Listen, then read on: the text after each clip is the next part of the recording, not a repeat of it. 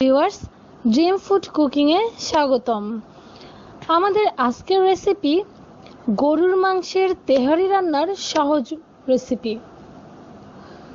Beef তেহারি রান্না মোটেও কষ্টকর কিছু নয়। রেসিপি জানা থাকলে খুব সহজেই রাঁধতে পারবেন সুস্বাদু গরুর মাংসের তেহারি। চলুন জেনে নেই বিফ তেহারি রান্নার সহজ রেসিপি।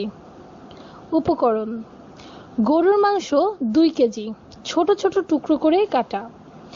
আদা বাটা 2 টেবিল চামচ, রসুন বাটা 2 টেবিল চামচ, মরিচ গুঁড়া 3 টেবিল চামচ, সরিষার তেল পরিমাণ মতো, মোটা করে পেঁয়াজ কাটা 1 কাপ, গরম মশলার গুঁড়া, এলাচ, দারুচিনি, জয়ফল, জয়ত্রী, গোলমরিচ, লবঙ্গ ও আস্ত ধনিয়া 3 টেবিল চামচ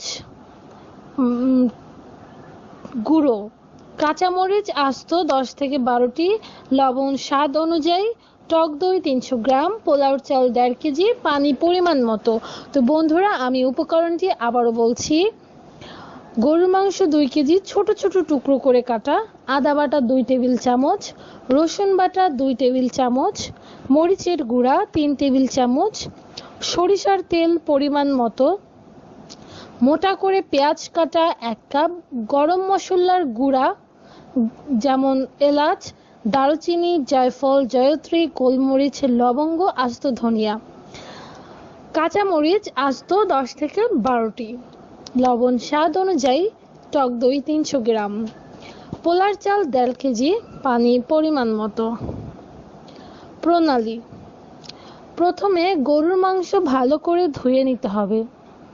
একটি পাতিলে সরিষার তেল গরম করে তাতে একে একে টুকরা করা পেঁয়াজ, সব বাটা মশলা, গুঁড়া মশলা এবং স্বাদ অনুযায়ী লবণ দিয়ে ভালো করে কষিয়ে নিয়ে তাতে গরুর মাংস দিয়ে ভালো করে নাড়িয়ে নিন এবং ঢেকে দিন। প্রায় 1 ঘন্টা চুলায় রান্না করতে হবে। সেদ্ধ হয়ে গেলে পরে গরম মশলা দিয়ে দিতে হবে। এখন পোলার চাল ধুয়ে পানি ঝরিয়ে রাখতে হবে।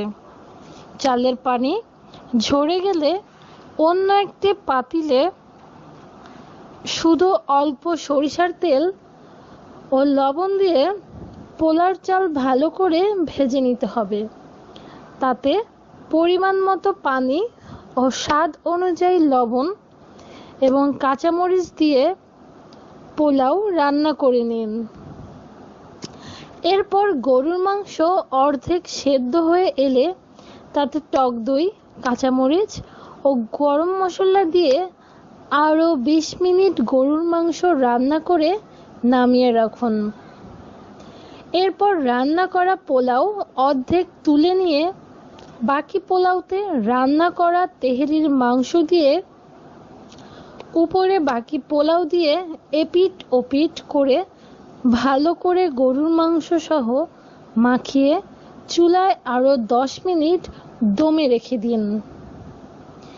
নামিয়ে সার্ভিং ডিশে ঢেলে সাজিয়ে পরিবেশন করুন গরুর মাংসের মজাদার তেহারি। তো বন্ধুরা, আমাদের চ্যানেলটি সাবস্ক্রাইব করতে ভুলবেন না।